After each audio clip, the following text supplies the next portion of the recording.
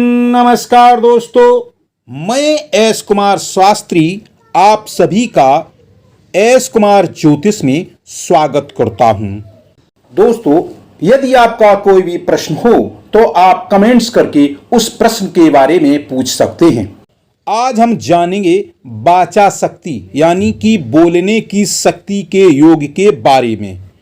आपने देखा होगा कुछ लोग इतना शानदार बोलते हैं, इतना अच्छा बोलते हैं कि लोग उनकी भाषा शैली पर मोहित हो जाते हैं, उनकी हर बात पर पूरा विश्वास करते हैं। जैसे हमारे वर्तमान प्रधानमंत्री श्री नरेंद्र मोदी जी, उनके बारे में कौन नहीं जानता है कि वे कितना अच्छा बोलते हैं। हम भारतीय ही नहीं अपितु विदेशी भी उनके वक्तव्य को बड़े ही ध्यान से सुनते हैं। बोलने की क्षमता का विचार द्वितीय भाव से किया जाता है। आइए जानते हैं। यदि द्वितीय भाव का स्वामी द्वितीय भाव में ही बैठा हो और उसके साथ गुरु बृहस्पति युति बना रहा हो और द्वितीय भाव पर किसी पाप ग्रह की दृष्टि ना पड़ रही हो, तो ऐसा जातक बहुत शानदार बोलने वाला होता है तथा वह अपने मंतव्य यानी अपनी बातों का इतनी दृढ़ता पूर्वक बखान करता है, उसकी कही बात श्रोताओं के मन को छू जाती है। इसी प्रकार यदि द्वितीय भाव में गुरु बृहस्पति और बुध युति बना रहे हों और द्वितीय भाव पर कोई पाप ग्रह दृष्टि न डाल रहा हो, अथवा या फिर द्वितीय भाव पर गुरु बृहस्पति और बुध की दृष्टि पड़ रही हो, तो ऐसा जातक बहुत अच्छा बोलने वाला होता है। ऐसे जातक की बातें बहुत मनोहर होती हैं। वह अपने बातों को बड़ी ही धैर्यतापूर्वक बोलता है। उसकी बातें बड़ी ही मनमोहक होती हैं। आइए जानते हैं, एक कुंडली देखते हैं। यह कुंडली स्वामी राम तीर्थ जी की है। यह कुंडली मीन लग्न की है।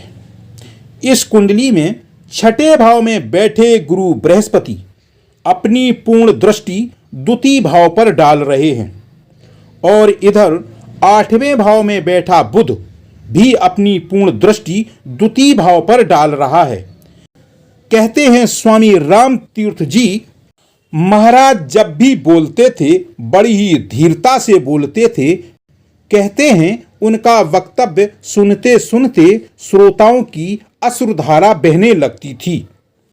सभी ज्योतिषियों ने एक मत से माना है।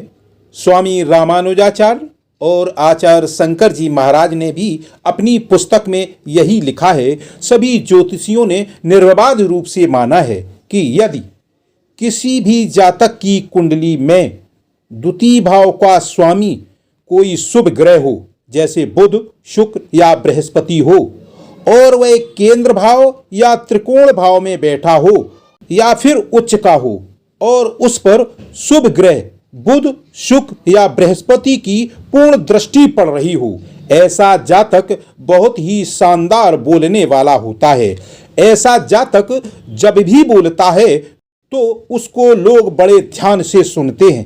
कहते हैं उसकी कही हर बात का असर श्रोताओं पर अवश्य पड़ता है, क्योंकि जातक अपनी कही हर बात पर हमेशा टिका रहता है। उसकी कही हर बात पर लोग पूर्ण भरोसा करते हैं।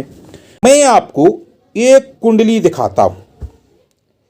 यह कुंडली है भारत के प्रधानमंत्री श्री नरेंद्र मोदी जी की। यह कुंडली वृश्चिक लग्न की है। इस कुंडली के द्वितीय भाव में धनु राशि है। उसका स्वामी है गुरु बृहस्पति, जो चतुर्थ भाव में बैठा है यानी केंद्र भाव में बैठा है, और उस पर दसम भाव में बैठे शुक्र की पूर्ण दृष्टि पड़ रही है। शुक्र भी केंद्र भाव में बैठा है। यहां शुक्र बृहस्पति को पूर्ण दृष्टि से देख रहा है और गुरु बृहस्पति भी शुक्र को पूर्ण दृष्टि से देख रहे हैं। यह एक शानदार योग है। यही कारण है लोग प्रधानमंत्री श्री नरेंद्र मोदी जी के वक्तव्य को बड़े ध्यान से सुनते हैं। भारतीय ही नहीं, विदेशी भी उनके वक्तव्य को बड़े ध्यान से सुनते हैं और उन पर पूरा भरोसा करते हैं। कहते हैं ऐसा जातक अपनी हर कही हुई बात पर हमेशा टिका रहता है, इसीलिए लोग उनकी बात पर पूर्ण भरोसा करते हैं। और यदि द्वितीय भाव का स्वामी द्वितीय गुरु बृहस्पति के साथ हो या द्वितीय भाव का स्वामी बुध या शुक्र के साथ हो या द्वितीय पर यानी द्वितीय भाव के स्वामी पर बुध या शुक्र की दृष्टि पड़ रही हो, तो ऐसा जातक बहुत ही मोहक बोलने वाला होता है।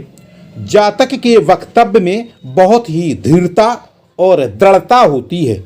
जातक हमेशा सच बोलने वाला होता है। ऐसा जातक इतना अच्छा बोलता है कि उसके बहुत यानी लाखों करोड़ों समर्थक भी होते हैं। मैं आपको एक कुंडली दिखाता हूं। यह कुंडली है आदि गुरु श्री शंकराचार्य जी महाराज जी की है। यह कुंडली कर्क लग्न की है। इसके द्वितीय भाव में सिंह राशि है। इसका स्वामी सूर्य दशम भाव में यानी केंद्र भाव में बैठा है और बुध और शुक्र के साथ बैठा है। इस योग के कारण ही आदि गुरु शंकराचार्य बहुत ही शानदार शास्त्रार्थ करते थे। कहते हैं इन्होंने सनातन धर्म का पुनरुत्थान किया था। ये इतना अच्छा बोलते थे कि सभी इनकी बातों पर पूर्ण भरोसा करते थे। इनकी बातें इतनी मोहक होती थी कि लोग इनको बड़े ध्यान से सुनते थे और इनकी बातें हमेशा मानते थे, क्योंकि ऐसा जातक जो भी बोलता है वह सच बोलता है, पूरे धैर्य और दृढ़ता के साथ यानी पूरी गंभीरता के साथ बोलता है। दोस्तों, यह विवेचन ज्योतिष शास्त्रों और धर्म शास्त्रों पर आधारित है। यदि आपको अपनी कुंडली का सही विवेचन चाहिए तो आपको अपने किसी ज्योतिषी से मिलकर अपनी सही विवेचना करवानी चाहिए। मैं एस कुमार शास्त्री, फिर मिलेंगे अगले वीडियो में। धन्यवाद।